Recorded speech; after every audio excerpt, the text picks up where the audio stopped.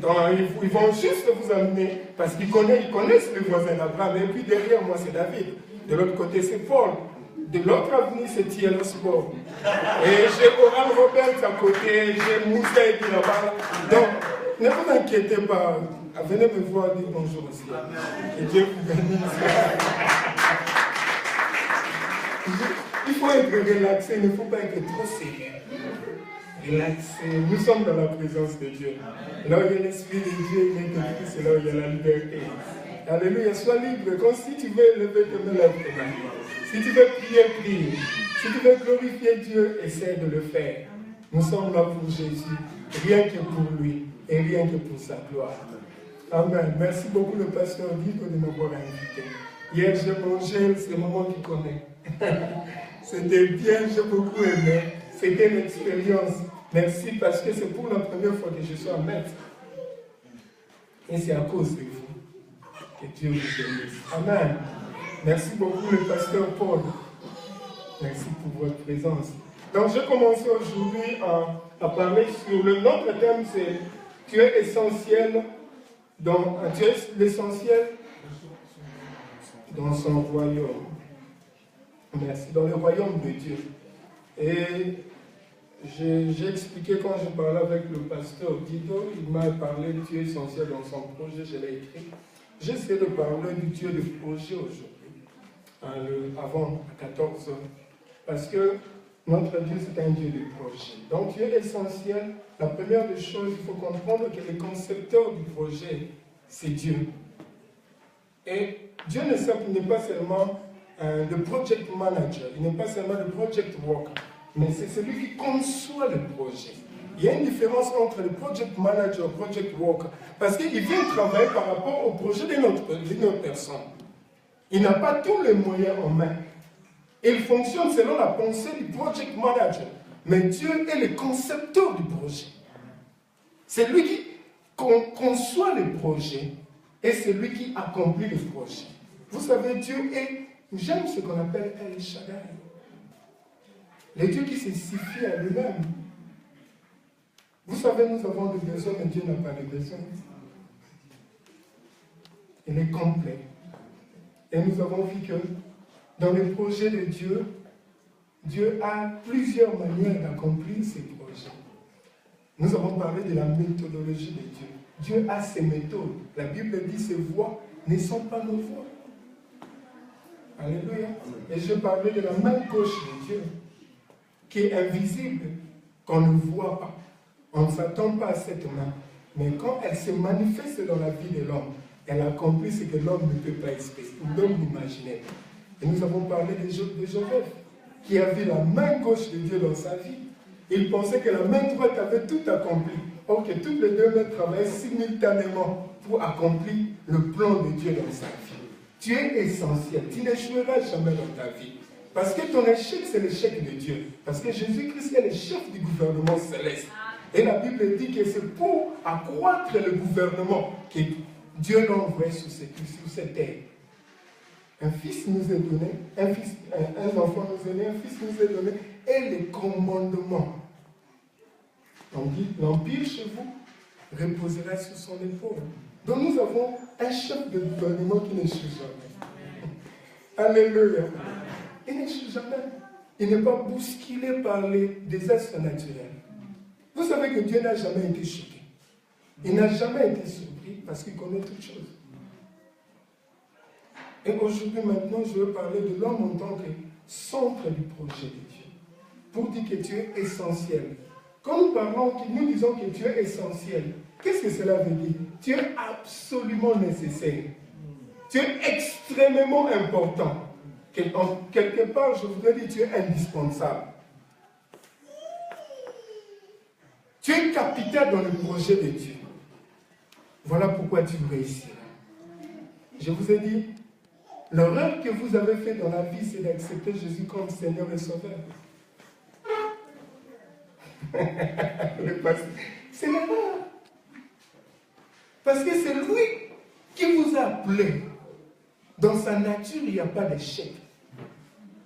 Tout ce qu'il fait est bon. Dieu n'échoue jamais. Je n'ai jamais vu Dieu échouer. Jamais. Comme il n'a jamais échoué, il n'échouera pas aujourd'hui. Parce qu'il est le même hier, aujourd'hui et éternellement. Alléluia. Je parlais de quelqu'un aujourd'hui, de Pierre. Je me disais parler d'autres personnes, mais laisse-moi parler de Pierre. Est-ce qu'on est là? Je vais parler de Pierre. Luc chapitre 5. Est-ce que quelqu'un peut lire pour nous? S'il vous plaît. Luc chapitre 5, versets 1 à 11.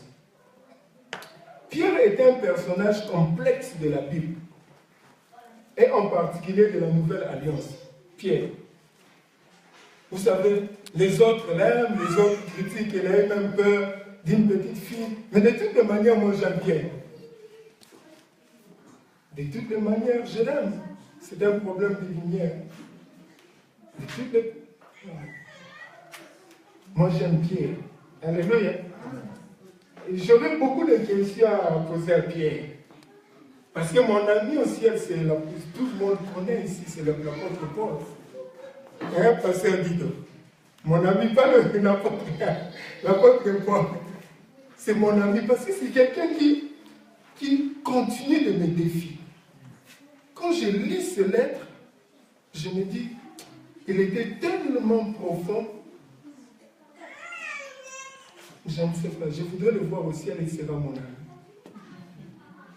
Ne vous en faites pas, vous êtes aussi mes amis. Alléluia. Luc chapitre 5, verset 1 à 11. Est-ce que maman peut lire pour nous, s'il vous plaît? Amen. Comme la foule se pressait autour de lui pour entendre la parole de Dieu et qu'il se trouvait auprès du lac de Génésaret, il vit au bord du lac deux petites barques d'où les pêcheurs étaient descendus pour laver leurs filets. Il monta dans l'une de ces barques qui était assise et lui demanda de s'éloigner un peu de terre. Puis il s'assit et de la barque il en saisit les fils. Lorsqu'il eut cessé de parler, il dit à Simon: avance en eau profonde et jetez vos filets pour pêcher.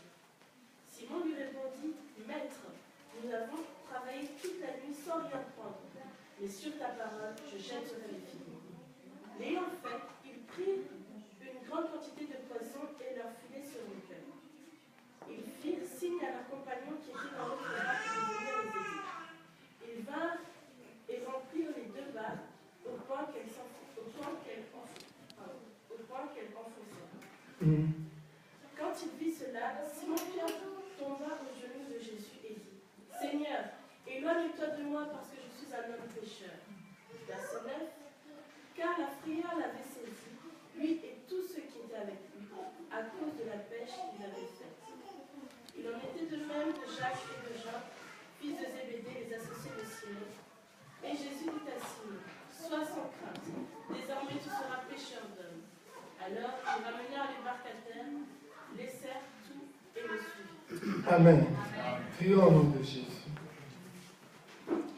Père éternel, nous te disons merci ce soir. C'est un privilège, Seigneur, de te connaître. Quel honneur de t'appartenir. Nous voulons au nom de Jésus, Seigneur, soumettre ces moments entre ta main. Nous prions que ton précieux Saint-Esprit puisse, au nom de Jésus, prendre le contrôle, Seigneur, et glorifier le nom de Jésus en ce lieu. Nous te bénissons, Seigneur Jésus, parce que tu es là. Bénis cette parole. Au nom de Jésus. Amen. Dans le matin, je parlais du projet de Dieu. Ça, c'est ma collègue. On dit comme ça. Nous sommes tous protocole avec elle. Amen. Nous allons parler du projet. Moi, j'aime sourire. Supportez-moi pendant quelques minutes, s'il vous plaît. Et si vous êtes avec moi, tu ne seras pas, comme on dit en anglais, bold. Tu vas sourire, tu seras gai parce que j'aime rire. Alléluia. Nous avons parlé du projet de Dieu et la méthodologie que Dieu fait pour accomplir ce projet. Maintenant, là, nous parlons de l'homme comme créé, soit solution, l'homme comme centre du projet de Dieu.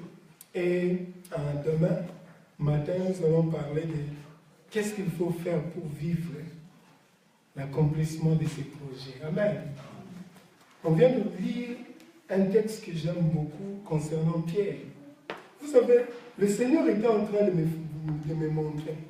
Il a dit, vous savez que le Seigneur est allé là-bas uniquement pour Pierre, non seulement pas pour prêcher. La Bible dit, la popularité de Jésus a attiré tout le monde vers Pierre. Parce que vous savez, à l'époque, Jésus était la méga star. Hein? C'était la méga star. Partout où Jésus allait, il y avait la foule. Tout le monde suivait Jésus. Tout le monde voulait voir Jésus. Tout le monde voulait parler à Jésus. Tout le monde avait besoin de Jésus pour que Jésus fasse quelque chose pour lui. C'était la méga star. Amen. Partout où il allait, il y avait la foule.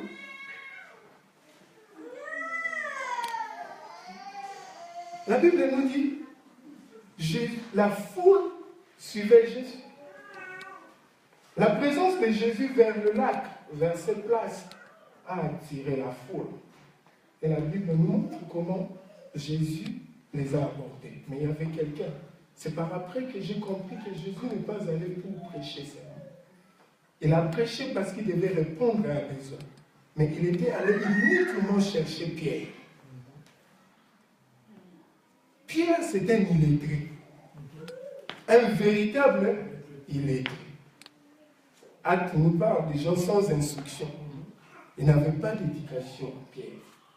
C'était un vrai villageois aussi. Ce n'est pas quelqu'un de ville. C'était aussi un pêcheur, quelqu'un de basse classe. Mais imaginez que le roi des rois, le Seigneur des seigneurs, c'est lui qui a appelé en existence ce que nous voyons. C'est des places pour aller chercher quelqu'un de basse classe. Je suis venu te dire que tu es essentiel dans le projet de Dieu. Peu importe les circonstances que tu traverses aujourd'hui, je vais te dire que Dieu te connaît. Et Dieu a un plan spécial pour ta vie, que ta maman, que ton père n'ont jamais planifié pour toi. C'est que Dieu va accomplir dans ta vie. C'est là que tu vas surpasser l'entendement des gens. Pierre était là, concentré sur son business. Mais il y avait le Dieu qui pensait à Pierre. Écoutez, je vais vous dire, Dieu sait comment localiser votre vie. Amen. Dieu n'attend pas seulement que toi tu viennes vers lui, mais il se déplace aussi vers l'homme. Voilà pourquoi il a laissé son ciel, son bijou. La Bible dit qu'il est descendu sur la terre. Je suis venu te dire, peu importe là où tu es, Dieu va te localiser. Quelqu'un de sans instruction, qui n'avait pas la considération en tant que pécheur. Mais le Seigneur laisse tout. Il dit, j'ai besoin de toi. Il va le chercher là où il était. Alléluia. Il se déplace. Il va chercher Pierre. Alléluia. Tu es important dans le royaume de Dieu. Non seulement important, extrêmement important. Il y a des choses sur la terre qui ne se feront pas sans toi. Peut-être que tu dis que c'est trop. Non. Tu es unique dans le plan de Dieu. Il n'y a jamais eu quelqu'un avant toi comme toi. Et il n'y aura jamais quelqu'un après toi comme toi. Tu es spécial dans le plan de Dieu. Personne ne pourra te remplacer. Ils peuvent faire comme toi, mais ils ne vont jamais te remplacer. Parce que tu es spécial. Ils peuvent prêcher comme toi, accomplir des miracles comme toi. Ils seront jamais toi. Alléluia. Tu es essentiel dans le projet de Dieu. La foule est venue vers Jésus. Jésus les a prêchés. La Bible dit Pierre et ses amis étaient en train de laver leurs filets. Mais ce que moi je ne comprends pas, parce que Pierre dit qu'ils n'ont attrapé rien.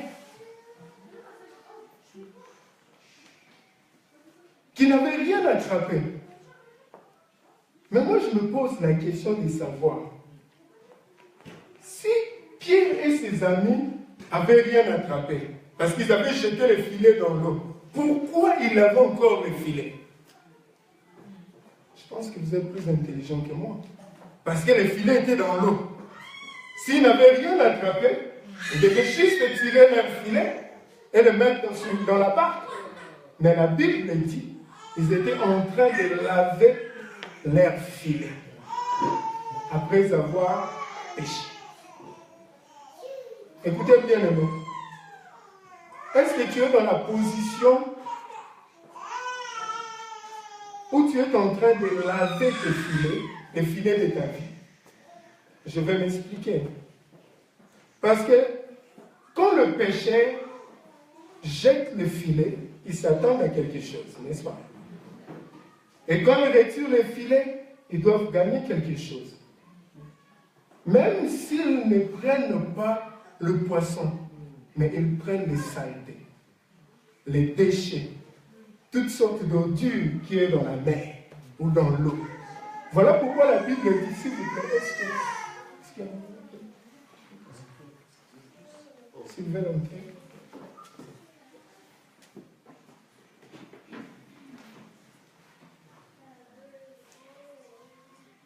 Le pécheur s'attend toujours à quelque chose.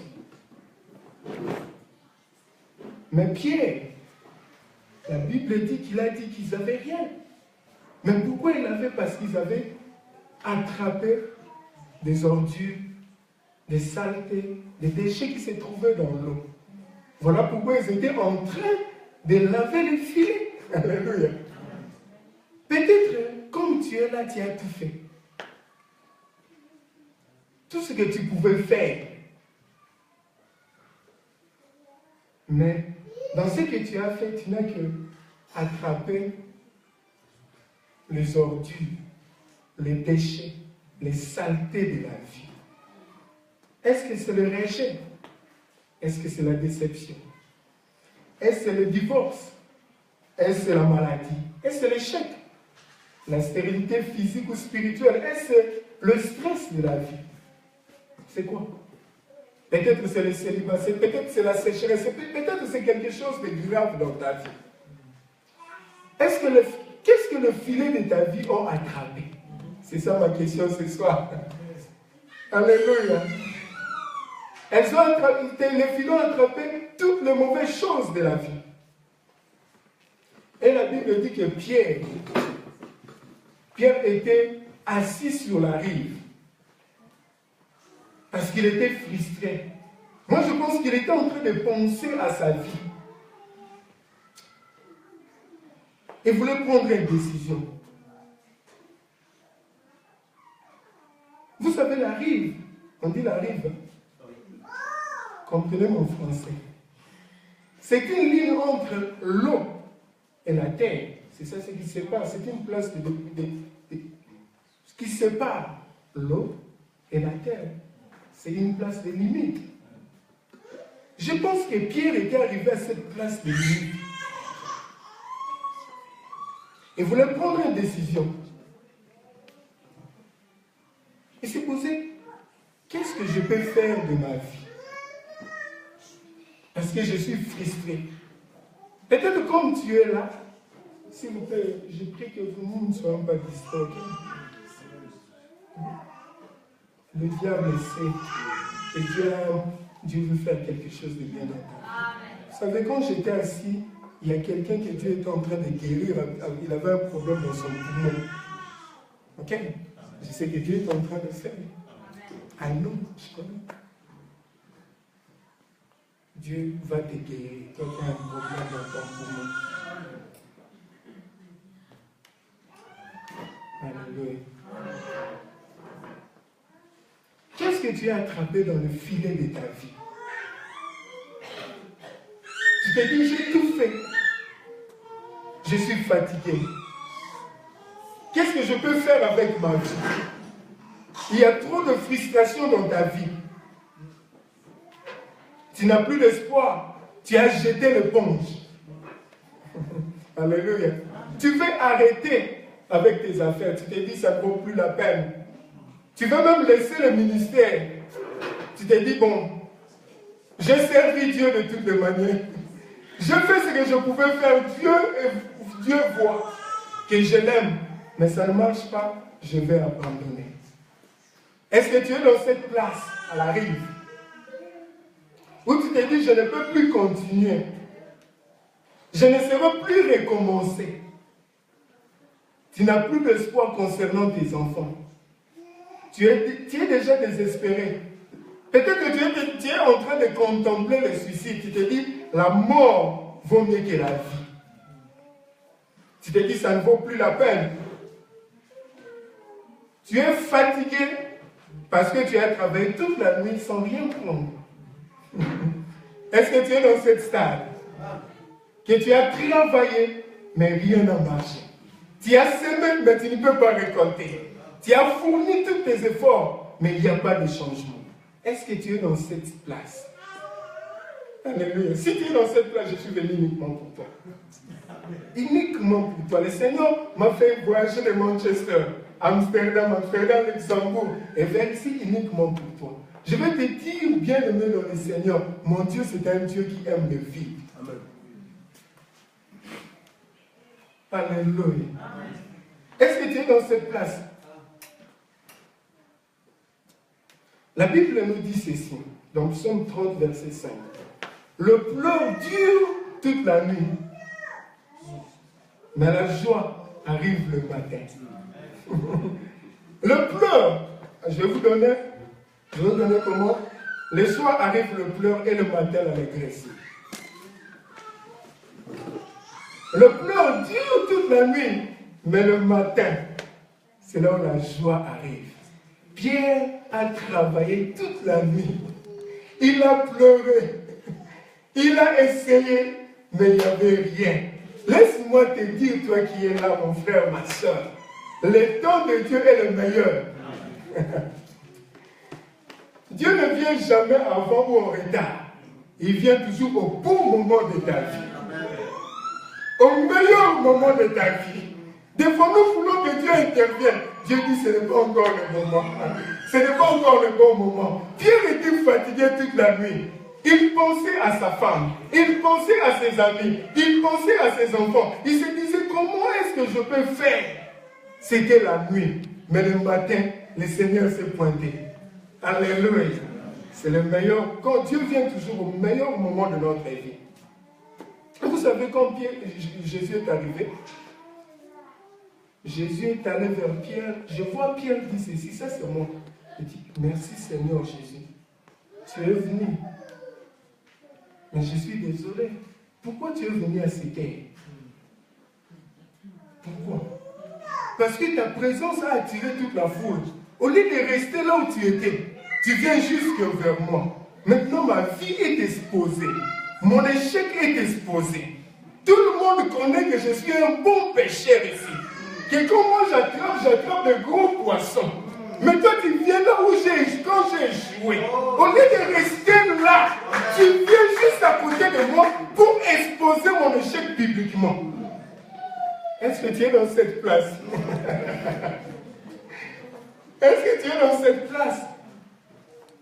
Pierre pouvait dire au Seigneur, il fallait que tu viennes quand je fais une bonne pêche. Quand j'attrape beaucoup de poissons, de gros poissons, c'est le moment que tu devais venir. Parce que là, tout le monde pouvait voir comment je suis un expert. Je suis né dans l'eau, j'ai grandi dans l'eau et je vis dans l'eau. Mais toi, tu viens au moment où je n'ai rien. Il n'y avait même pas un petit nakara pour montrer sa pêche. C'est maintenant que tu choisis. En tout cas, merci beaucoup. Moi, je vois Pierre. Il dit non, non, non, Seigneur, c'est pas possible. Il fallait venir. Pendant que moi, j'ai fait de bonnes choses, des affaires marchent. Est-ce que tu es dans cette place où tu te dis, il fallait que je sois là. Oh, il fallait que tu me connaisses quand je roulais en Mercedes. Quand j'avais un bon travail. Quand mon église était pleine. Quand je voyais le miracle à chaque instant que je priais. Il fallait me voir quand j'avais une vie paisible. Mais tu viens quand je n'ai plus de travail. Tu viens quand l'église n'a pas de membres. Tu viens quand personne ne peut me reconnaître. Tu veux exposer mon échec publiquement. Je vois Pierre dire au Seigneur, mais écoutez, je vous dis, bien-aimé dans le Seigneur, ce n'était pas un accident. Ce n'était pas un accident, bien-aimé, parce que notre Dieu est le maître des temps et des circonstances. Il connaît toutes les choses. Quand le Seigneur Jésus vient, il monte sur la barque, on dit comme ça. C'est en quoi? Dans la barque. Et il monte. Vous savez qu'il n'a pas demandé une invitation ou l'autorisation. Vous savez, vivre avec Jésus, beaucoup de gens disent Jésus, Jésus. Quelqu'un qui ne dit jamais merci. Qui monte dans ta barque sans invitation. Il dit, check. Il est monté dans la barque sans invitation, sans autorisation. La première des choses qu'il dit à Pierre, éloigne-toi un peu de la terre. Il donne un commandement. Au lieu de supplier, s'il te plaît, est-ce que tu peux dire non? Éloigne-toi un peu de la terre. Alléluia. Il voulait dire à Pierre, éloigne-toi de ces territoires familiers. L'environnement familier là où tu es, la place où tu sais tout faire. Tu as le contrôle de toutes les choses. Tu sais, si quelque chose arrive, c'est ça ce que je veux faire. Si un danger arrive, c'est là par où je veux me réfugier. Le Seigneur dit non. Éloigne-toi de cet environnement familier. Alléluia, peut-être que nous sommes là. Nous sommes dans notre terrain familier. Nous avons notre banque. On se dit, si quelque chose arrive, j'ai 50 000 euros dans mon compte bancaire. Je sais comment résoudre. Si quelque chose arrive, j'ai un ami, je vais appeler. Si quelque chose arrive, donc vous avez le contrôle de toutes choses. Le Seigneur dit non, non, non, non. Je suis venu te dire, éloigne-toi de ton territoire familier. Parce que je veux que tu ailles dans un territoire d'incertitude. Parce que Dieu ne travaille pas dans la formalité, Dieu travaille dans la foi.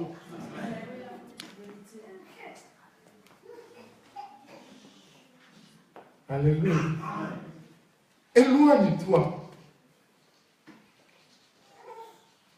Dieu voudrait, j'ai aimé ce que le pasteur, Dieu voudrait que nous puissions compter sur lui et lui seul. Dépendre à lui et lui seul. Pas ton salaire. Pas tes qualifications. C'est pas mauvais. Pas les hommes. Pas ta richesse. Bien aimé, toutes ces choses sont bonnes, mais elles peuvent échouer. Ce n'est pas garanti d'avoir des milliards que vous aurez la paix. N'est-ce pas, nous voyons des milliardaires mourir? Nous avons des gens qui ont de belles maisons, mais dans ces maisons, il n'y a pas la paix. Ils préfèrent aller dormir ailleurs, laisser leur maison qui est remplie de bijoux.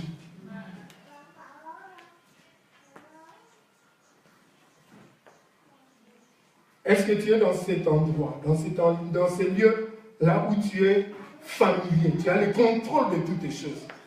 J'aime ce que Proverbe dit dans Proverbe 3, 5 à 6.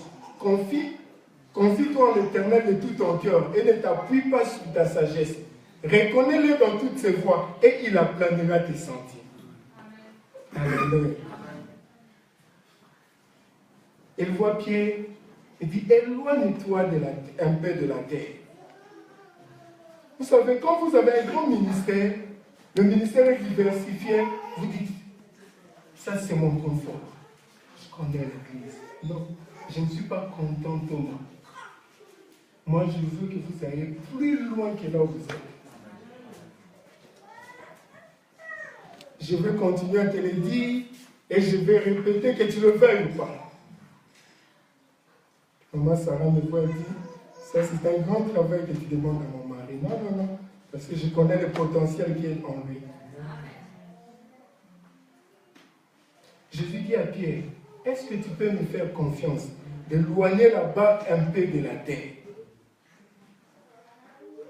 Vous savez pourquoi? Parce que cette place, c'est la place où Pierre avait décidé beaucoup de choses. Il pensait à beaucoup de choses. Il se disait, Ça ne vaut plus la peine avec mon mariage. Ça ne vaut plus la peine avec mon ministère. Ça ne vaut plus la peine avec ses affaires. Tu es sur la rive en train de prendre une décision. Tu te dis, je m'attendais aux gros poissons. Je m'attendais à de bonnes choses. Mais je me retrouve avec les saletés de la vie. Je ne veux plus recommencer. Ce que je veux faire, je vais laver ma vie, nettoyer toutes ces offenses, ces humiliations, ces rejets, ces maladies, cette pauvreté qui sont entrées dans ma vie et je vais me laisser libre.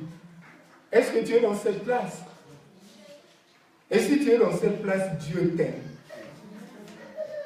Jésus est venu pour toi. Pierre dit, nous n'avons rien attrapé. Jésus dit, ok. Moi, j'aime le vide. J'aime une barque vide. Je vais vous poser une question. Si la barque de Pierre était remplie, est-ce que Jésus allait monter? Pour prêcher, ça c'est une bonne question. N'est-ce pas, mon pasteur? Il n'aurait plus de place. Et vous connaissez l'odeur. La saleté.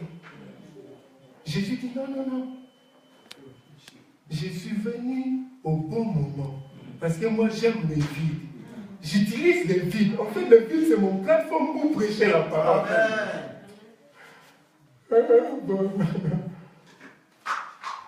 Pierre voyait le poisson, mais Jésus voyait le vide.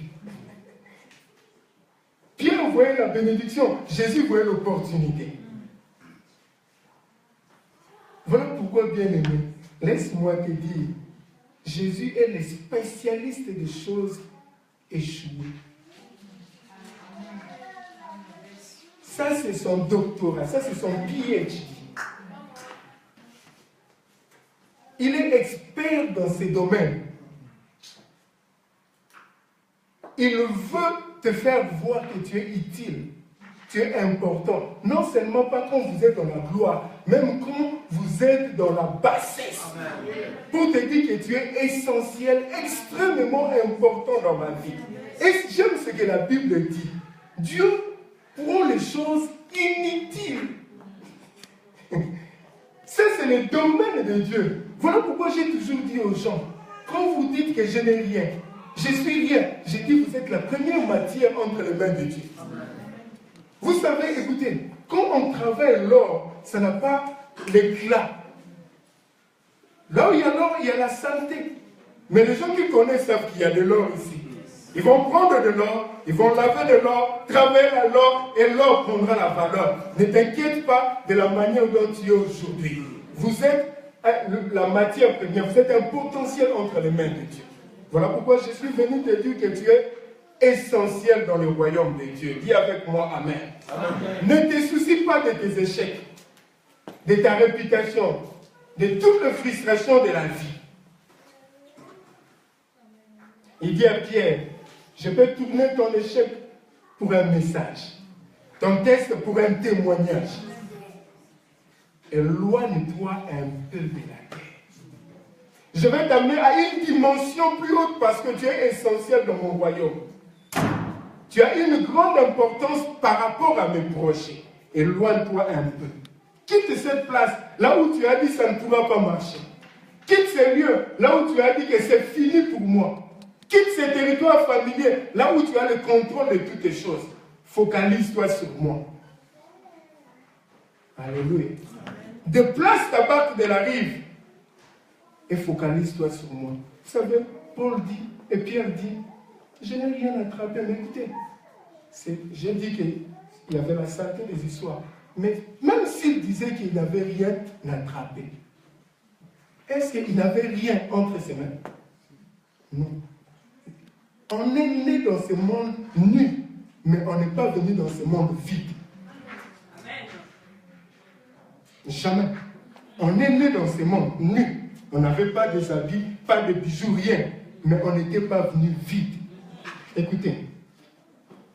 Vous savez ce que vous ne connaissez pas, ce que vous ignorez, vous ne pouvez pas maîtriser. Voilà pourquoi moi, mon combat c'est contre l'ignorance. Parce que je comprends que la révélation, c'est la seule chose qui est entre toi et ton devenir. La connaissance, c'est la seule chose qui est entre toi et ton succès. Ton identité dépend de ce que toi tu connais. Nous avons le docteur, je l'appelle docteur aujourd'hui, parce que ce monsieur est allé apprendre. Tu es venu dans ce monde nu, mais pas vide. Pourquoi? La première des choses. La première chose que Dieu a fait après avoir créé l'homme, il a béni l'homme. Il a béni l'homme. Est-ce qu'il lui a donné de voitures? De maison?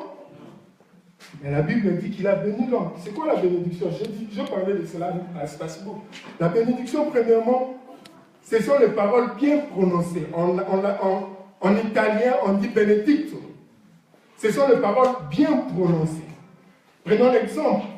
Jacob, avant de mourir, il a appelé ses enfants. Genèse 49. Il a appelé ses enfants. La Bible dit, et ce sont les paroles que Jacob a dit à ses enfants à la fin.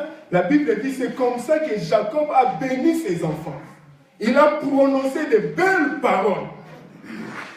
La bénédiction, c'est la parole que Dieu déclare dans ta vie.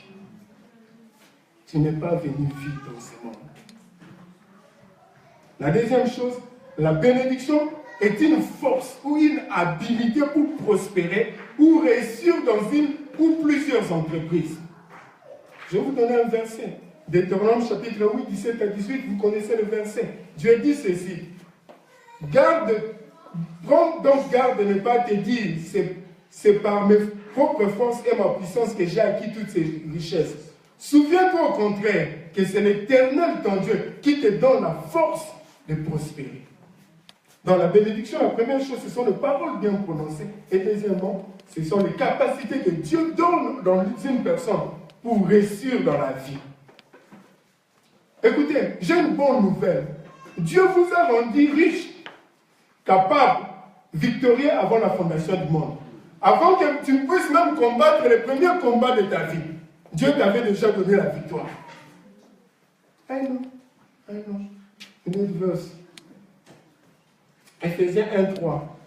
Béni soit le Père, béni soit Dieu le Père de notre Seigneur Jésus, qui nous a bénis de toutes sortes de bénédictions spirituelles.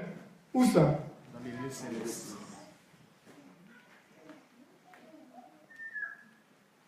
Voilà pourquoi j'ai cette attitude-là de me reposer. Parce que je reconnais que, avant même que l'ennemi se lève, Dieu m'avait donné la victoire sur lui.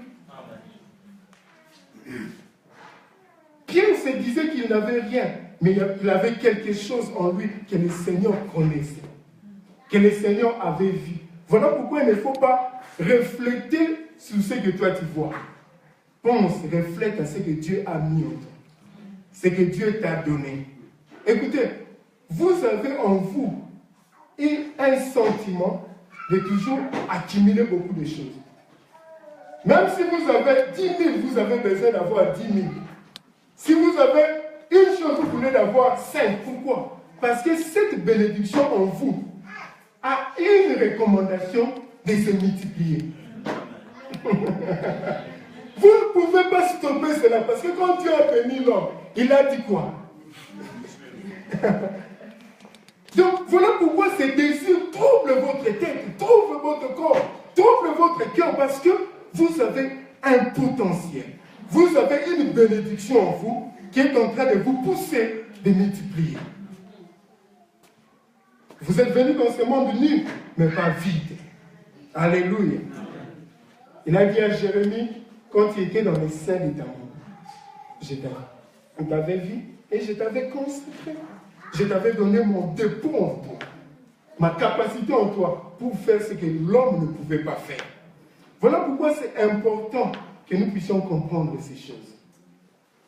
Pierre, qu'est-ce que tu as? J'ai rien. Je n'ai rien attrapé. Parce que Pierre avait son focus sur le poisson. Il avait son focus sur cette barre qui était vide. Mais Dieu voudrait que tu puisses changer ton focus. Alléluia. Oublie les échecs. Lève-toi avec courage et oublie ce qui est passé. Ce qui est passé est passé. Il dit à Pierre, permets que j'entre dans ta vie. Tu es vide, mais permets que j'entre dans ta vie. Parce que moi, j'aime le vide. Parce que je vais utiliser ce vide comme une plateforme. Je vais remplir ce vide avec ma gloire. Vous savez, j'ai dit, Pierre avait un niveau très bas. Il avait un niveau basse classe. Mais le Seigneur a dit, ok, je connais ton niveau, je connais ta classe. Mais permets que j'entre dans ta vie, afin que je puisse changer ce niveau. Changer ta condition. Oui, ta barque est vide, mais je vais remplir ta barque. Non avec le poisson, avec ma présence. Alléluia. La présence de Jésus vaut mieux que toutes choses. J'ai vu des millionnaires mourir tristes. Alléluia.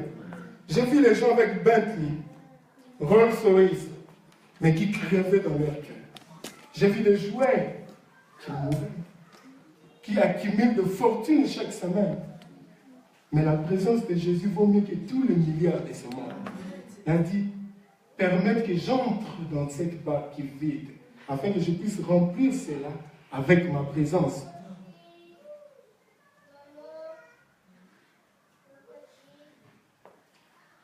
Vous savez une chose bien aimée dans le Seigneur. Quand Dieu nous appelle, il ne nous appelle pas par rapport à l'état que nous sommes aujourd'hui. Il nous appelle par rapport à ce que nous serons demain. Parce que lui a déjà vu ce que nous serons. Et il nous appelle par rapport à cela. C'est vrai que nous avons expérimenté beaucoup de mauvaises choses. Des rejets, des déchets dans notre vie. Mais le Seigneur ne vient pas par rapport aux déchets. Il vient par rapport à notre avenir. Parce que nous sommes essentiels dans son projet. Le Seigneur dit à Pierre, éloigne-toi de là-bas et un peu de la terre. Pierre a obéi, le Seigneur a ministré, le Seigneur a prêché. Après avoir prêché, c'est ça ce qui me concerne. C'est ça ce que j'aime. Je vous ai dit que vous ne pouvez pas servir Dieu sans que Dieu vous serve. C'est impossible dans son royaume. Jamais. Il dit ça, c'est le bon moment, Pierre, pour que les grandes choses commencent. Maintenant, je vais déballer ma gloire sur toi. Pierre était déjà fatigué parce que toute la nuit, ils ont péché. Ils n'ont rien attrapé. Ils étaient sur le point de rentrer chez eux. Le Seigneur dit à Pierre, Pierre, tu m'as aidé avec ta barque. Maintenant, je vais te montrer ce que je peux faire. Entre maintenant dans la barque. Avance-toi dans les eaux profondes. Je vois Pierre qui dit à Jésus, mais il ne comprend pas cet homme. Cet homme ne comprend pas que moi, je suis le plus grand pécheur de ces coins. J'ai accumulé une expérience qu'aucun autre pécheur ne peut accumuler. Parce que je suis né dans la pêche, j'ai grandi dans la pêche et je vis dans la pêche. Seigneur, mais toi tu ne comprends pas que j'ai péché toute la nuit. Tu ne comprends pas que le matin maintenant là, ce n'est pas le bon moment pour pécher. Parce qu'à cette heure, tous les poissons vont dans la profondeur. Tu ne comprends pas encore. Non, Seigneur. À cette heure, on ne peut pas faire la pêche. Si tu veux revenir, reviens le soir. Parce que c'est à ce moment-là qu'il y aura plus de poissons. Alléluia. Il pensait qu'il était le plus grand expert dans la pêche. Mais il y avait quelqu'un qui connaissait plus que lui. Il y avait quelqu'un qui pouvait faire plus que lui. Vous savez, nos expériences du passé peuvent bloquer ce que Dieu peut faire dans notre présent, dans notre avenir. Je connais beaucoup de gens qui sont blessés, qui ne laissent plus Jésus. Merci. Qui ne laissent plus Jésus travailler dans leur vie. Ils se disent, parce que je vis ceci, je ne peux pas faire cela. Et c'est un grand blocage dans la vie des hommes. Les expériences du passé. Voilà pourquoi la Bible dit, ne considérez pas ce qui est passé. Vous avez péché toute la nuit. Ce n'est pas un problème. Mais donc, essaye encore. Non, non, non. Moi, j'ai péché toute la nuit, je suis fatigué. Je n'ai rien trouvé. Écoutez, laisse-moi te dire ceci, bien-aimé. Même bas, même pécheur, même milieu, même lot, résultat différent à cause de la parole de Jésus. Même docteur, même hôpital, même équipement, même spécialiste, mais résultat différent à cause de Jésus. Je suis allé voir le médecin, il m'a dit que vous avez un clot dans votre cœur, vous pouvez mourir maintenant. J'ai dit, cet homme ne connaît pas mon Jésus que j'essaie. Il a dit, non, je vais appeler une ambulance. On m'a réservé le lit directement à l'hôpital. Je ne sais pas si en France c'est comme ça. Et quand j'arrive, je vois les gens avec des robes blanches. 4 ou 5, ce sont des professeurs, des consultants. Celui-là touche de l'autre côté, de ce côté, de ce côté. Comment tu sens? Les machines. Mais aujourd'hui, je vous dis, même spécialiste, même hôpital, même équipement, diagnostic, différent à cause de Jésus. Vous pouvez avoir un problème légal, mais croyez-moi, avec le même juge, le même tribunal, le même avocat, mais quand Jésus entre, le résultat sera différent. Même banque, même building, même conseiller financier, mais quand Jésus entre, le rapport change.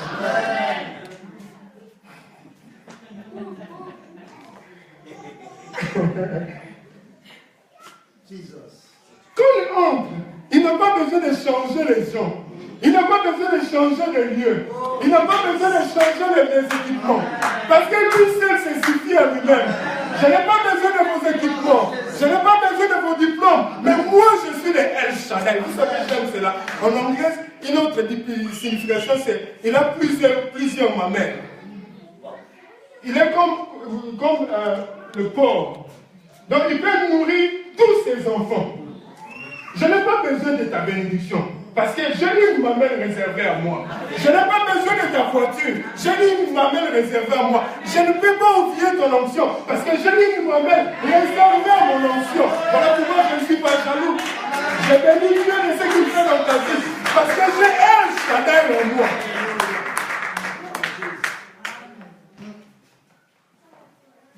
Quand Jésus entre dans la vie d'une personne, il y a un changement.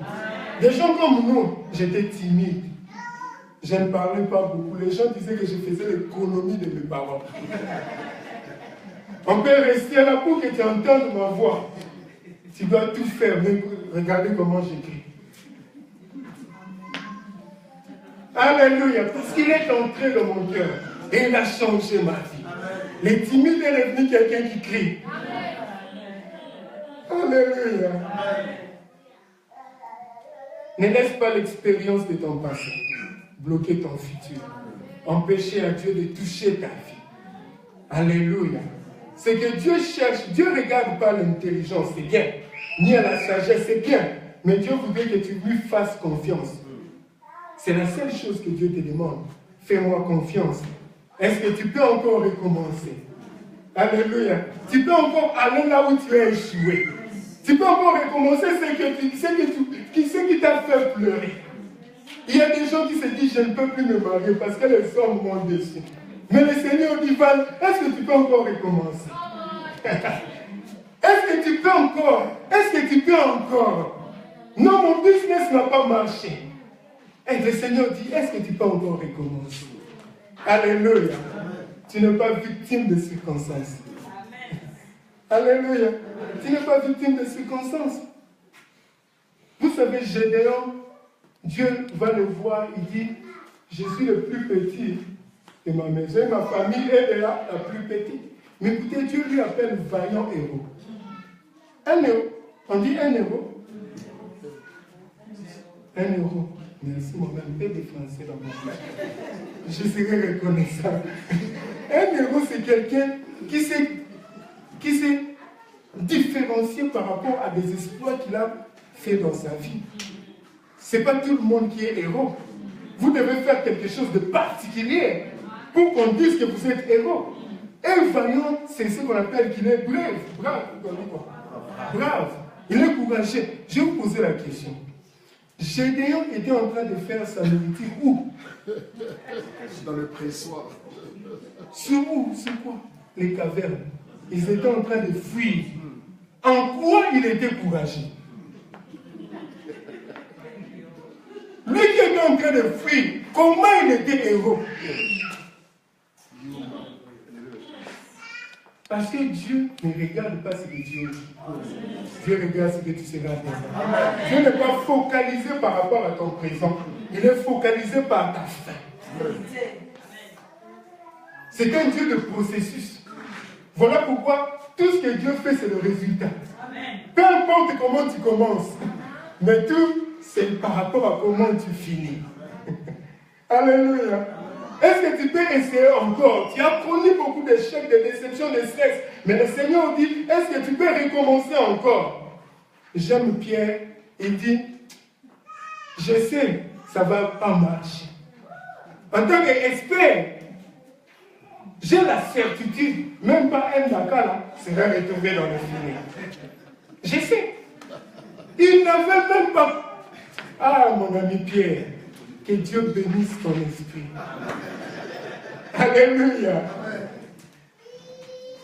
Pierre, il dit, est-ce que je peux attraper quelque chose? Mais néanmoins, comme tu l'as dit, Seigneur, sur ta parole, je vais faire quoi?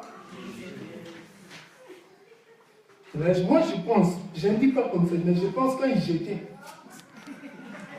il disait, ah, c'était, j'ai grandi par ici.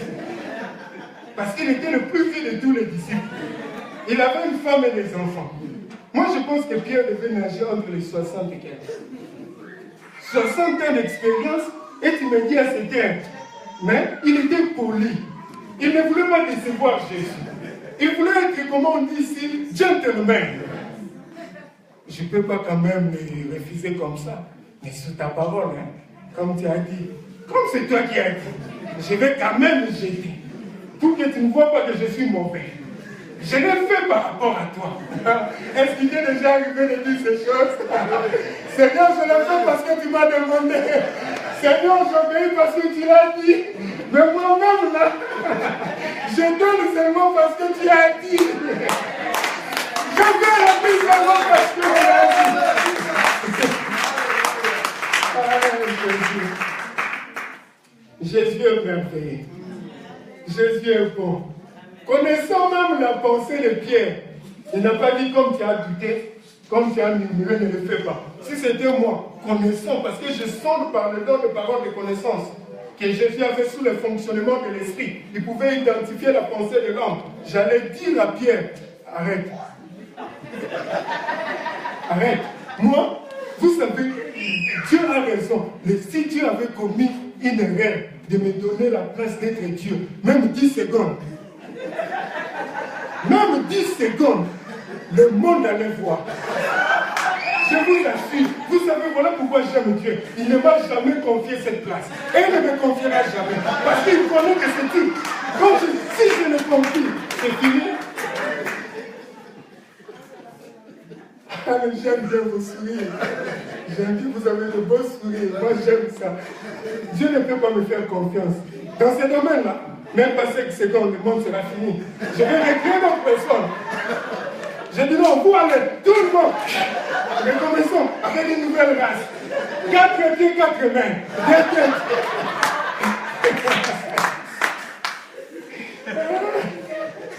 Alléluia. J'aime bien voir vos sourires. Maman l'aurait tenté. Alléluia. Pierre dit, je m'attends à rien, mais j'ai choisi de te faire confiance, même si cela va contre ma volonté. Mettre sur ta parole, je vais faire encore. Écoutez, la foi n'est pas l'absence de la peur. La foi n'est pas l'absence de la peur. Mais la foi, c'est l'obéissance et la confiance totale à la parole de Dieu. Je peur, mais je sais, avec toi, tout est possible. Je perds, mais je sais que tu es fidèle. Je peur, mais je sais que tu es le Tout-Puissant. Je peur, mais je sais que tu es celui qui fait le chemin là où il n'y a pas de chemin. Je peur, mais je sais que tu es le Dieu qui a fait en existant des choses qui n'étaient pas comme tu as été. Je peur, mais je sais que tu es le Dieu capable. Il n'y a pas de faiblesse en toi. Tu peux toucher le monde avec ton doigt. Tu peux créer le monde avec ta parole. Tu peux bousculer les choses avec le souffle de tes narines. Je peur, mais j'ai confiance en toi. Alléluia. Pierre a joué la foi à l'action. Il a pris le filet et l'a jeté. Comprenez qu'il avait fait cela plusieurs fois la nuit. Mais il n'y avait pas de résultats. Mais heureusement que Pierre avait entendu la voix de celui qui avait créé le monde. Au commencement était la parole. Et la parole était avec Dieu. Et la parole était Dieu. Et toutes ces choses ont été créées par la parole. Dieu a entendu la voix de la parole. Il a identifié la même voix qui a appelé que la terre soit et la terre fut. Il a identifié la voix qui a appelé le soleil à l'existence. Il a dit, à cause de cette parole, je vais jeter. Est-ce que tu peux encore le faire? Je ne connais pas ta vie. Peut-être qu'il y a des choses qui n'ont pas marché. Et tu as fait, tu as mis un crochet. Tu as dit plus jamais. Mais le Seigneur te dit ce soir, est-ce que tu peux encore recommencer? Est-ce que tu peux encore le faire? Quelle sera ta réponse?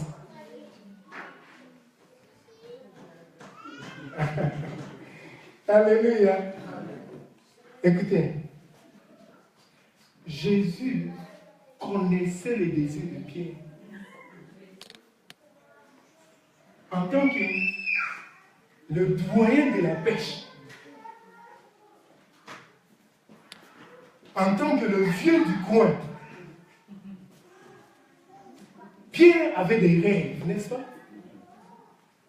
Suivez. Parce que c'est le désir de tout le monde de faire son plus grand exploit, n'est-ce pas? Pour un joueur de football, son plus grand désir, c'est de remporter ici chez vous en France, à Paris, le ballon d'or. Hein? On s'est dit, là c'est le plus grand, c'est Lionel Messi, c'est Ronaldo, parce qu'ils ont remporté 4-5 fois le ballon d'or. Pour un artiste, peut-être que c'était un Oscar. Il faut qu'il aille à Hollywood et puis recevoir son Oscar. Il dit, j'ai atteint le top. Pour les politiciens, ce sont les élections. Macron, c'est qui? Le Pen. Le top, c'est devenir le président de la République. Je pense que pour Pierre, son plus grand exploit était de faire la plus grande pêche de ce coin. Le Seigneur connaissait. Il dit, Pierre, avance-toi dans les eaux profondes. Vous savez ce qui est arrivé? Quand ils ont jeté, ils ont voulu tirer, ça pèse. Alléluia.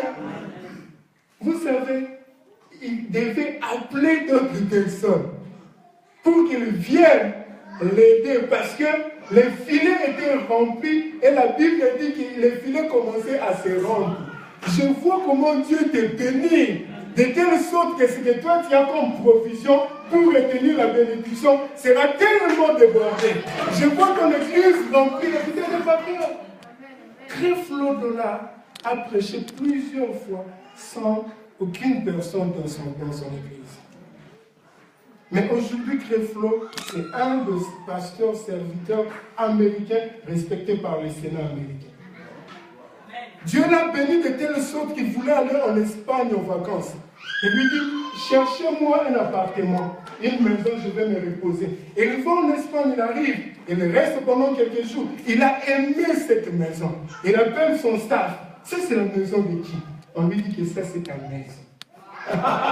Dieu l'a béni de telle sorte que Creflo Dollar ne sait plus combien il a comme... Je connais Kenneth Copeland qui a son propre aéroport. Qui a sa propre société de pétrole. Il n'achète pas le kérosène chez quelqu'un. S'il veut décoller, lui-même pilote, il monte sur son avion, sur son tarmac, sur son aéroport, et avec son propre carburant. Et il vole. Mais il n'a pas commencé comme ça. Il était étudiant, il n'avait même pas l'argent pour payer le ministère. Voilà pourquoi moi je suis venu te dire que tu es essentiel. Tu es important. Même comme tu es là, Dieu peut faire de grandes choses.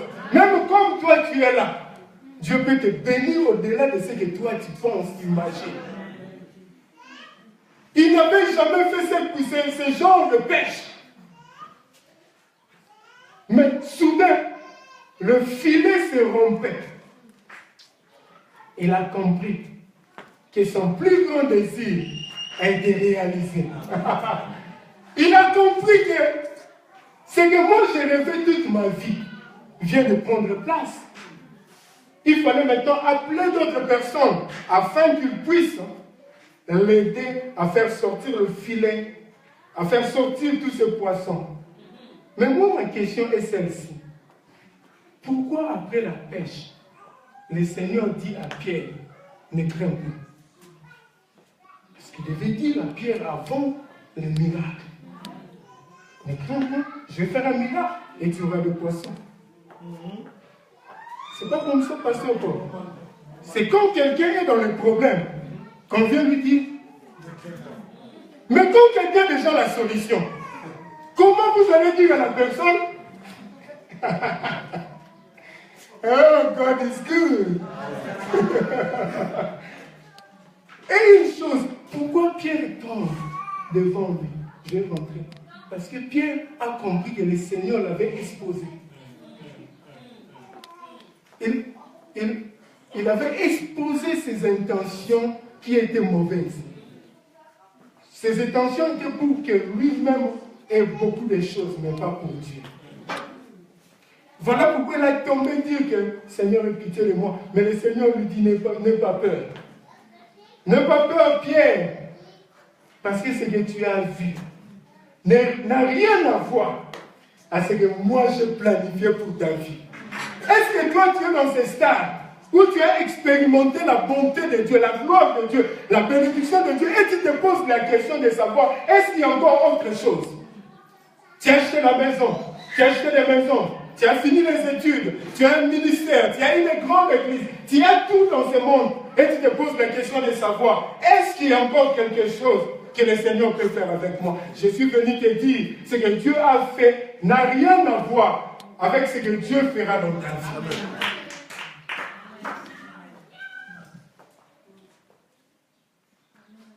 Dieu voulait seulement servir Pierre comme Pierre l'avait servi. Mais il avait quelque chose d'autre dans sa pensée. Il avait autre chose. Pierre, un villageois, quelqu'un qui n'a pas d'instruction, qui se retrouve devant le Seigneur. Et le Seigneur lui dit, ne crains pas. Tu ne seras plus pêcheur de poissons, mais tu seras pêcheur des hommes. Ma question est de savoir, qu'est-ce que Jésus est venu faire dans ce monde? Sauver les hommes. Qu'est-ce que Jésus disait à Pierre? À partir d'aujourd'hui, tu deviens mon associé, mon partenaire dans le ministère. Alléluia. À partir d'aujourd'hui, Pierre, tu es devenu mon associé, mon partenaire dans le ministère. Donc nous allons travailler dans un même bureau. Alléluia. Nous allons partager les mêmes instruments et utiliser les mêmes capacités.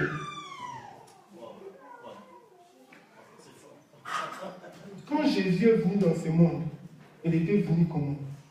Est-ce que tout le monde le connaissait? Il était comme tout le monde. Mais ce jour-là, quand le Saint-Esprit est descendu sur lui,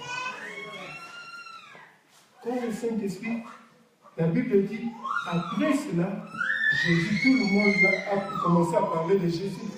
Lui-même dit, l'Esprit de l'Éternel est sur moi. Et nous avons vu aujourd'hui que la Bible dit, vous savez comment Dieu a fait moi. Jésus-Christ, l'Esprit de force partout, il allait, il faisait du bien, guérison. toute maladie, toute infirmité. Ok? Et quand le Saint-Esprit est descendu sur Pierre, qu'est-ce qu'il a dit? Comment vous les hommes sans instruction? Alléluia! Ils avaient les mêmes capacités. Moi, je crois, voilà pourquoi j'aime T.L. Osborne. Parce qu'il a ancré cela en moi. Disons que tout ce que Jésus avait, vous avez aussi. Jésus n'avait pas plus que vous, moins que vous. Ce que Jésus avait, c'est ce que vous avez. Et j'ai compris. J'ai compris, voilà pourquoi il travaillait avec des miracles incroyables. Parce qu'il croyait, il cessait de répéter cela. Alléluia. Jésus lui dit, écoute, tu étais pêcheur d'hommes, aujourd'hui tu seras, pardon, tu étais pêcheur de poissons, aujourd'hui tu seras pêcheur d'hommes. Écoutez, bien-aimé, tu es essentiel dans le royaume de Dieu, non seulement pas parce que Dieu voudrait te bénir. Alléluia.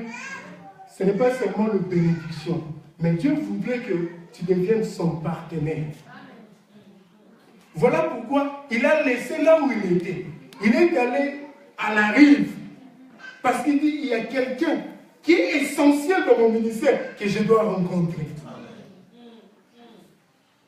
Imaginez-vous, si Pierre, Jésus n'était pas allé chez Pierre, et Pierre n'avait pas reçu l'appel de Jésus, ou soit n'avait pas donné sa vie à Jésus. Qu'est-ce qui arriverait? Est-ce qu'on parlerait de Pierre? Non. Mais Jésus est allé vers Pierre parce qu'il savait qui Pierre était et qu'est-ce que Pierre représentait dans son plan, dans son royaume. C'est la même chose avec nous, c'est la même chose avec toi. Il a un plan merveilleux, mais il ne peut pas faire son plan seul. Je l'ai dit à Strasbourg, que Dieu ne peut pas violer sa parole. La Bible dit que Dieu a donné la terre aux fils des hommes. Si Dieu viole cette parole, il n'est plus Dieu. Parce qu'il veille à sa parole pour l'accomplir. Comme Dieu avait donné la terre aux fils des hommes, il ne peut pas violer la parole, venir lui-même. La seule chose que Dieu peut faire, il doit travailler avec l'homme s'il veut accomplir sa volonté sur la terre. Il ne peut pas. Non parce que c'est impossible, mais parce qu'il honore sa parole. Il est fidèle à sa parole.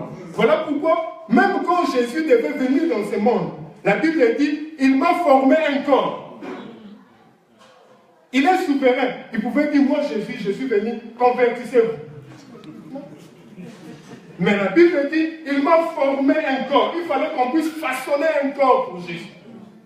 Pour qu'il puisse ministrer sur cette terre. Voilà pourquoi les démons aiment ton corps. Parce que c'est illégal à un esprit de fonctionner sur la terre. Même le Saint-Esprit a besoin de ton corps. Voilà pourquoi il est allé chercher Pierre. Dit que tu es extrêmement important dans mon ministère. Peu importe là où tu es, peu importe ce que tu es, je peux te prendre et faire de toi un homme important dans mon royaume. Alléluia. Il est allé vers Pierre.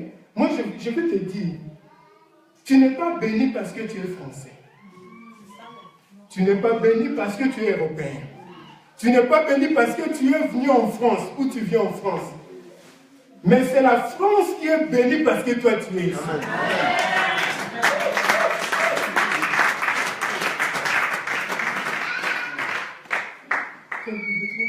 Il y a des choses dans ta famille qui devaient arriver, mais cela n'arrive pas parce que toi, ta famille a la grâce. Ta femme, ton mari a la grâce de t'avoir dans sa maison. Voilà pourquoi Dieu dit, à cause de cette personne, à cause de cette femme, l'épée n'entrera pas dans cette maison. Ce n'est pas que tu es béni parce que tu as ton mari, mais c'est ton mari qui est béni parce qu'il a toi. Les papas vont se fâcher. Pierre était important dans le plan de Dieu. Pierre, il ne représentait rien aux yeux de l'homme, mais il avait une grande valeur aux yeux de Dieu. C'est comme nos vies aujourd'hui. Il dit, Seigneur, Jésus dit non, ne crains pas. je vais faire de grandes choses dans ta vie. Et moi, je pense que quand ils ont fini, vous savez, la bénédiction peut te créer des problèmes. Maintenant, Pierre était habitué à une certaine quantité de poissons. Maintenant, il se retrouve avec 2 barques. Maintenant, il faut louer une salle pour mettre le poisson. Il faut louer les serviteurs pour qu'ils puissent gérer ces choses. Il faut faire beaucoup de management. Paul se retrouve et je vois sa femme. Parce que je pense que Pierre avait laissé ces choses à sa femme. Sa femme vient, qu'est-ce qui arrive? J'entends parler, dit, oh, c'est que cet homme a fait. Sa femme lui dit, si c'est Jésus, cet homme-là, a fait ça, ça vaut la peine de le suivre. Si cet homme est capable de faire ces histoires, comme tu veux le suivre, vas-y. Il arriverait un moment, ta femme va te libérer. Je te dis la vérité. Quand Dieu va te bénir, ta femme dira, avec ce que Dieu a fait, si tu peux aller. Parce que s'il est capable de nous donner cette pêche, alléluia, je vois sa femme. Mais écoutez, la Bible dit, ils ont tout abandonné. Ils ont suivi le Seigneur. Le miracle, la bénédiction, n'était pas pour satisfaire Pierre lui-même, mais c'était pour satisfaire Jésus lui-même. Tout ce que Dieu fait dans notre vie, c'est parce qu'il veut prendre gloire et que cela soit pour son service. Amen. Voilà pourquoi je suis venu te dire que tu es essentiel dans le royaume de Dieu. Dieu va te bénir, Dieu va te visiter, Dieu va glorifier son nom dans ta vie, mais pour une seule raison, pour sa cause. Ils ont tout laissé. Ils ont tout abandonné. Bien aimé, vous savez que les gens comme Pierre, vous savez Pierre, vous appelez là on prend l'argent, c'est quoi ici? En anglais c'est cash machine. Ici on l'appelle distributeur. Jésus lui a dit, ok, comme toi tu as tout laissé, tu m'as suivi, toi tu n'auras plus besoin de distributeurs. Parce que les poissons deviendront tes distributeurs. Quand on sera dans le besoin de payer les taxes, tu auras comme distributeur le poisson. Quand tu as choisi de laisser le Seigneur, de laisser tout le monde suivre le Seigneur a dit, oh, Pierre, tu m'as suivi. Toi, tu n'auras même pas besoin d'imposer les mains aux malades. Ton nombre suffira. Quand tu passeras là où il y aura des gens, quand tu as laissé ta femme, tu as laissé tes enfants, tu n'auras même pas besoin d'imposer tout le monde les mains, seulement ton nombre sera suffisant. Comme tu as tout laissé bien, tu as vu le filet se rompre. Moi, je vais te faire devenir celui qui brise des records. Tu voulais avoir un record de la pêche. Tu auras un record qui est au-delà de la pêche. En une journée, tu seras la première personne que tu prêcheras la parole. Et 3000 âmes viendront à Jésus. Tu es la première personne qui commencera l'église avec 3000 fidèles. Parce que tu as accepté de tout abandonner. Je vais te faire voir ma gloire. Alléluia. Est-ce qu'il y a quelqu'un qui peut se dire aujourd'hui, Seigneur, je vais être comme Pierre. Je comprends que je suis important.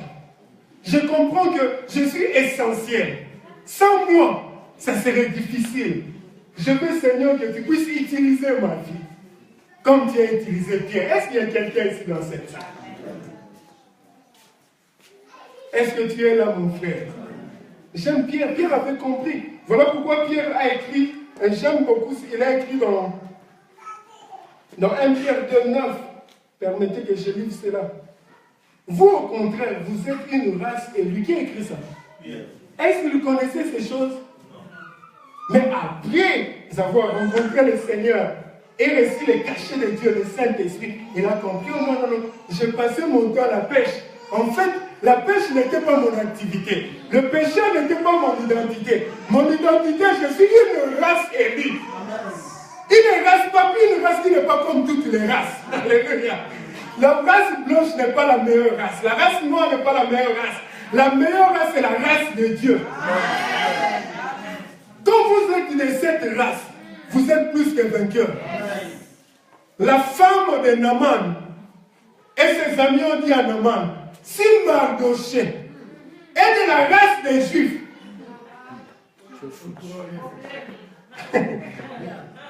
tu ne vas que tomber. Si tu es de la race de Dieu, pasteur, même le cancer obéira à ta foi. Si tu es de la race de Dieu, tu es dans la race de plus que vainqueur. Parce que ce n'est pas toi qui as choisi le Seigneur, mais le Seigneur qui t'a choisi. Et la Bible dit, c'est qu'il a connu. C'est qu'il a connu. Alléluia. Vous êtes une race élue.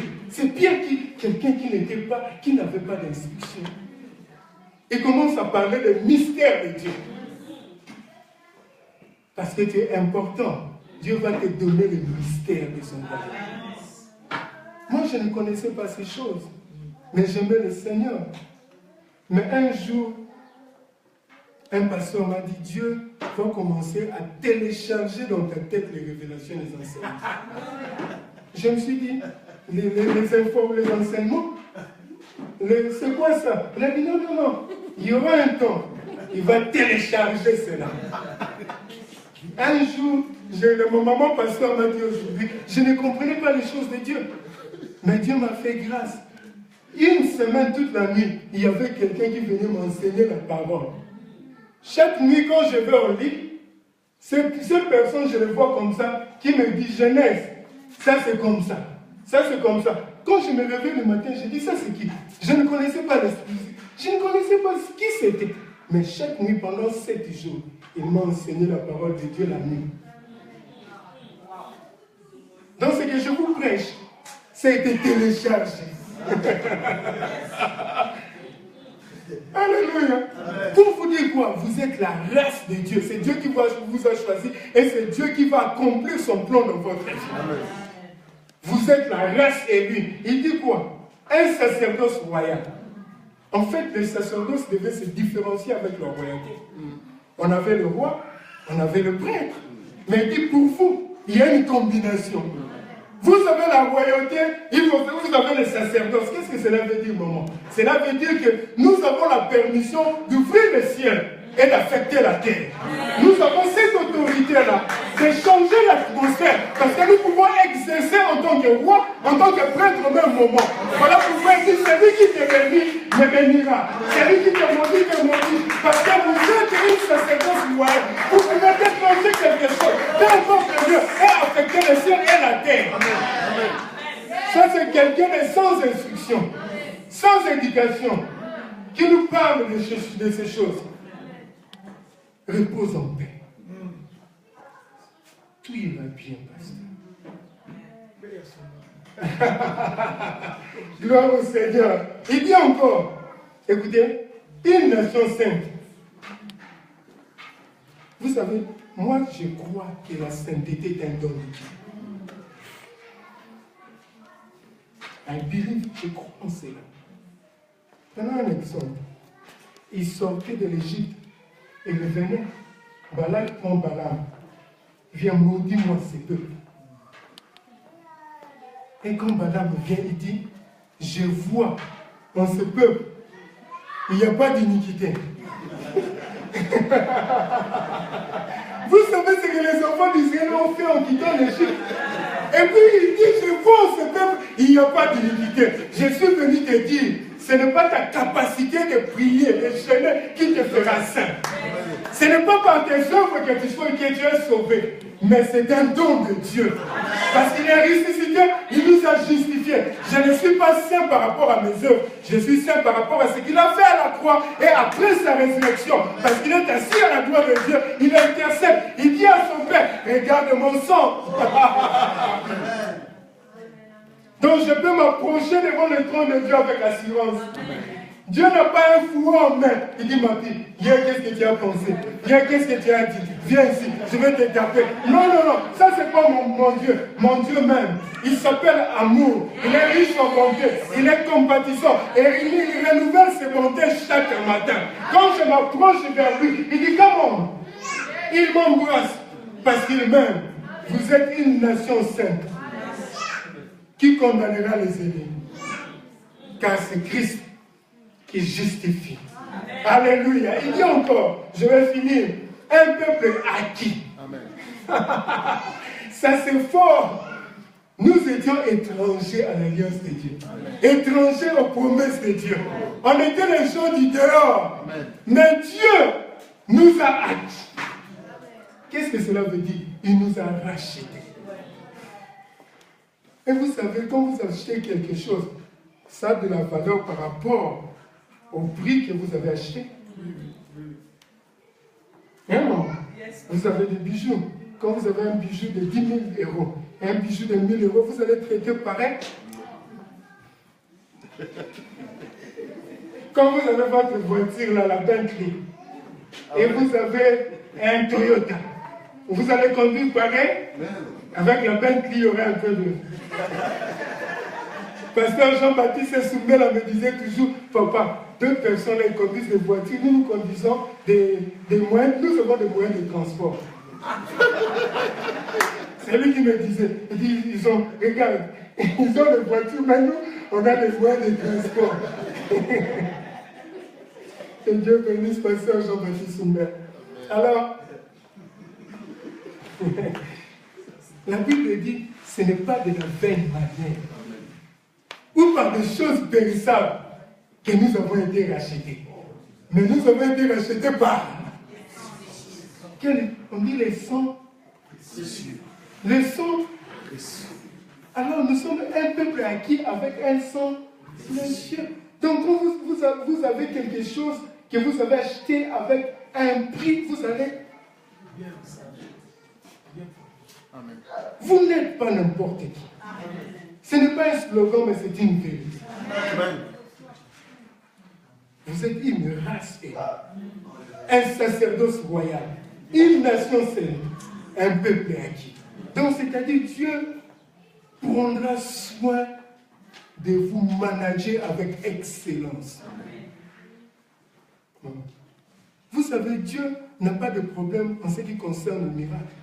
Il le fait avec majesté, avec excellence. Quand vous êtes un peuple acquis, croyez-moi, votre vie devient une vie de miracle. Parce qu'il veut honorer son travail. Mais Pierre ne s'arrête pas là. Il dit quelque chose. Il dit, pour que vous puissiez annoncer le vertu. Le vertu, c'est quoi? Vous connaissez le français? Le bonne qualité. Il dit, tout ce que Dieu a fait pour vous, c'est pour que vous puissiez annoncer la bonne qualité de Dieu. Vous savez, ce monde est en train de périr parce qu'ils ne connaissent pas la vérité. Mais Dieu nous a sauvés pour que nous puissions annoncer quoi? La bonne qualité de Dieu. Prenons l'exemple. Dieu est amour. Ce monde ne connaît pas que Dieu est amour. Mais Dieu nous a sauvés, Dieu nous a appelés, Dieu nous a guéris pour que le monde connaisse que Dieu est amour, que c'est un Dieu qui pardonne, c'est un Dieu qui compatit, c'est un Dieu qui aime l'homme. Il n'est pas l'ennemi de l'homme. En fait, il veut devenir ami de l'homme. Pour que nous puissions annoncer la vertu de Dieu. Dieu est le Dieu de miracles. J'ai toujours dit aux gens, essaye, si ça ne marche pas, mais je crois que Dieu est un Dieu de miracles. Je suis un petit fou. Je crois que Dieu peut tout faire. Même si quelqu'un meurt, Dieu peut le ressusciter. Ce monde a besoin de ça. Nous avons un Dieu, nous devons être fiers de déclarer ce Dieu. Annoncer au monde qu'il est capable de tout faire. Il peut faire ce que l'homme ne peut pas faire. La vertu de Dieu, que c'est un Dieu patient. Alléluia. C'est un Dieu juste. Il n'est jamais corrompu. Le monde a besoin, si Dieu t'a sauvé, si Dieu t'a béni, si Dieu t'a guéri, c'est pour une mission. Voilà pourquoi tu es essentiel. Alors je voudrais savoir, est-ce qu'il y a des pierres ici? Parce que je voudrais prier seulement pour les pierres. Les gens qui vont dire, Seigneur, bien que tu m'as béni, je ne voudrais pas que cette bénédiction devienne une distraction pour ma vie. Je voudrais laisser cette bénédiction sous tes pieds et je voudrais te suivre. Mais laisse-moi te dire, quand tu suis Jésus et que tu laisses tout, tu auras plus que ce que toi tu as laissé. On a parlé de Pierre dans son coin, mais aujourd'hui, 2000 ans après, nous parlons de Pierre à Metz. Parce qu'il avait accepté un jour d'abandonner toute la bénédiction et de suivre Jésus. Est-ce que tu veux être Pierre aujourd'hui? Si nous pouvons nous tenir debout ici. Je pense que si tu as été béni, je rends gloire à Dieu.